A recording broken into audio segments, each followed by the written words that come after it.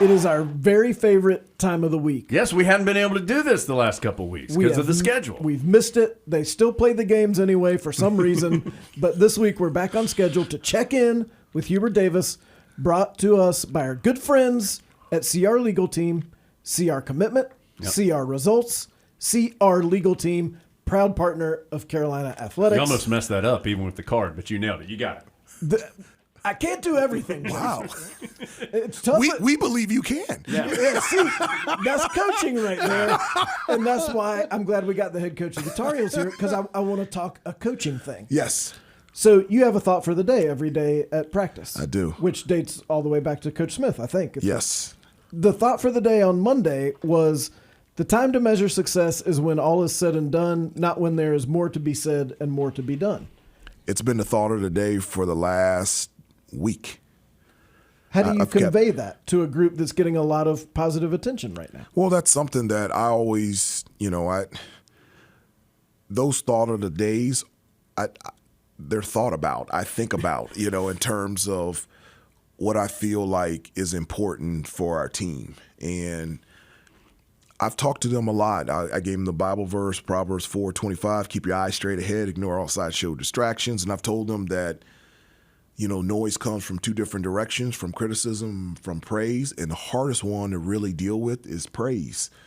And I just wanted to convey to them, yes, we're having success, but there's more to be said and more to be done. And to not feel like it's over or we've made it. I think one of the things we always talk about is continuing to stay hungry. In fact, I shared with them, I was texting back and forth with Luke May, and Luke May said this on the text. He said, hey, tell the guys that they have more to accomplish. And before we played Florida State, I told them, I said, look, everyone, they know, like, you cannot rest on what you have done. You have to continue to move forward and continue to get better. And so I'm just trying to get the guys just to stay focused, and we've got a lot more to improve on and a lot more to be said and done, and let's continue to work hard. From the general sense, obviously staying motivated, staying hungry, understand. From the pure basketball part, what are some things that you still say, hey, guys, this needs to get better, this needs to continue to take steps forward? I think, for us, I think our offensive rebounding can get a lot better. I think we can shoot the ball from three a lot better. I think even our free throws can be better. And I really believe defensively and rebounding. I know that it's been a strength of ours for the last month and a half, but I think we can always improve on that as well.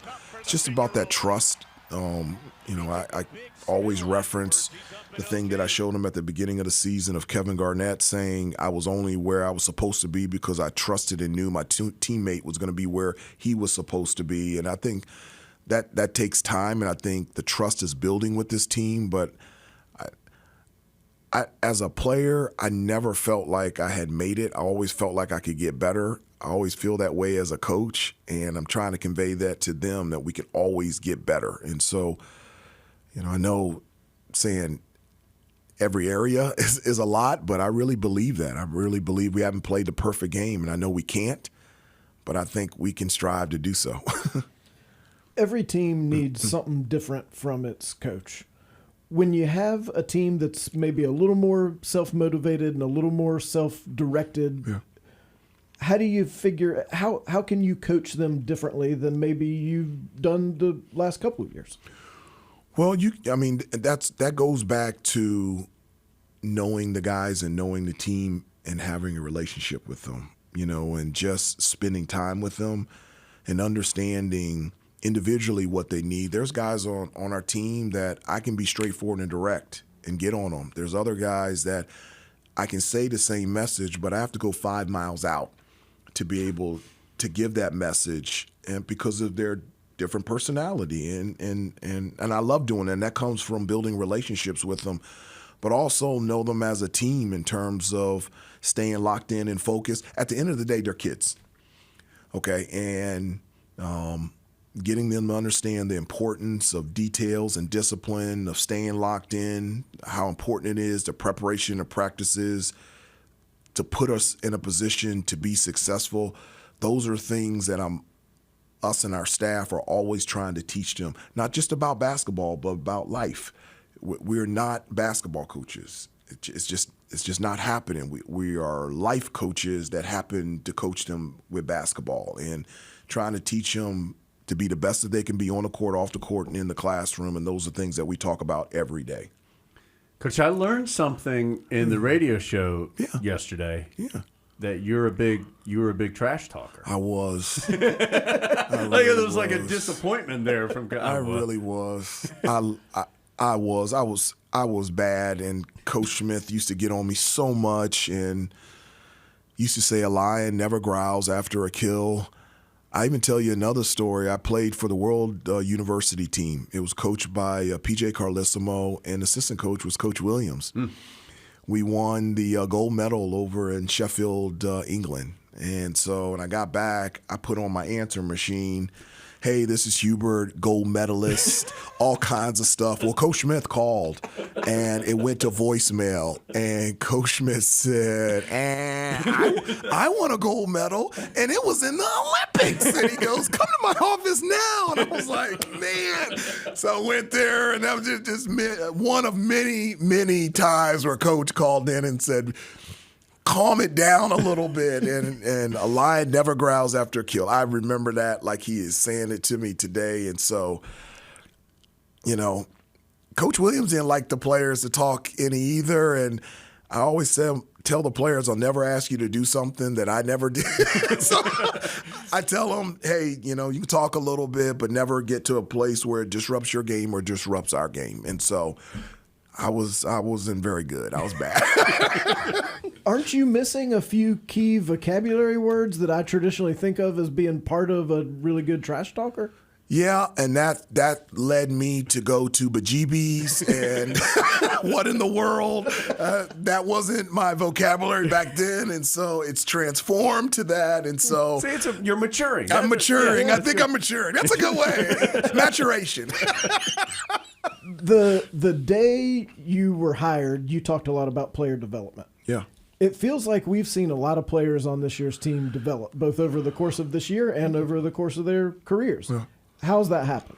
No, it's huge. I mean, I just there's a number of things at the top of the list, but skill development is at the top of the list in terms of, because we can't be a good team unless, for us to get better as a team, each individual has to get better. And so, and it's one of the parts of my job that I just enjoy the most is being on the floor with the player and just working them out and helping them grow.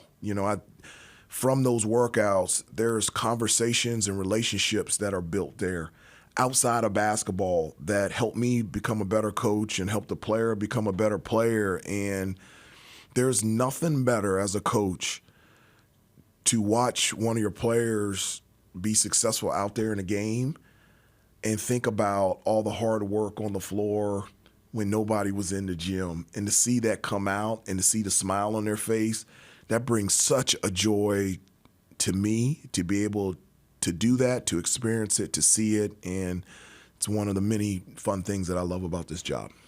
Coach, last thing before we wrap this up. Once a month here on Checking In with Coach Davis, we're going to focus in on one of the charities that is important to Coach Davis and to Carolina basketball and some of their community outreach programs. And, Coach, this month we're going to focus in on Community Home Trust. It helps provide affordable housing in the Chapel Hill and Carborough area. Why is that one that is important to you? Well, it's huge. I mean, there's, so many, being here in the university, there's so many professors, people that work at the hospital, maintenance people that work in this community, but aren't able to live here, and their kids aren't able to go to school here. So Community Home Trust gives an opportunity for people to live here, for their kids to go to school in this area and also work here. And that's just great for families. And so to be able to have Community Home Trust serve this area in a way that allows families to be families in the community that they grow up in, I think that's a cool deal. And it's something that my wife and I have supported for a long time,